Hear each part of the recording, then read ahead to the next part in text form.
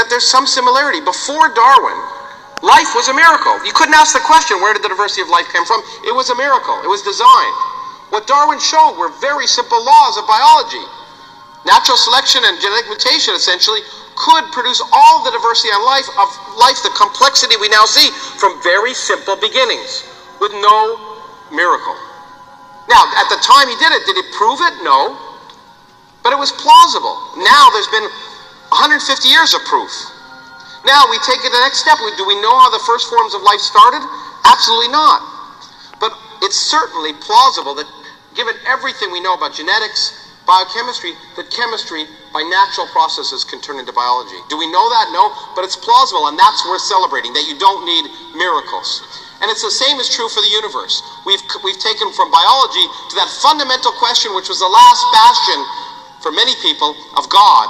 Why is there something rather than nothing? And said, you don't need them. If this is the case, and our universe just popped into existence, and space and time were created in our universe at the moment it came into existence, along with the laws of physics we measure, then there's an object, if you want to call it that, that is greater than our universe. We call it in physics now the multiverse, in which case there are many possible universes. From a philosophical perspective, people have a problem with the universe that had beginning. That's why they invented God, because they want something eternal, with no cause. First cause, prime mover, you pick your philosophy or theology. The point I want to point out is that the multiverse now serves the role of the prime mover. From a philosophical perspective, it can be eternal. It can be eternal and certainly beyond our universe. But the thing I also want to point out, because I've debated with Christian apologists often, and they say, well, you invented the multiverse because you don't like God. Well, it's true I don't like God.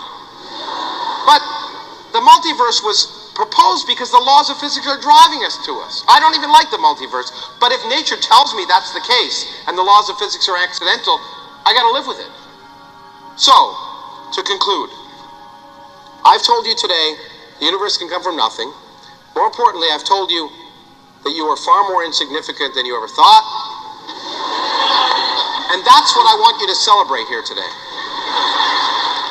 But instead of taking, and people say science takes away spiritual fulfillment and wonder and awe and happiness, you should be happier because you're insignificant and the future is miserable, because you're here today and you're endowed by evolution with a consciousness and an intelligence, and you can ask these questions. So instead of being depressed and requiring meaning in the universe beyond your own existence, you create your own meaning and enjoy your brief moment in the sun. Thank you very much.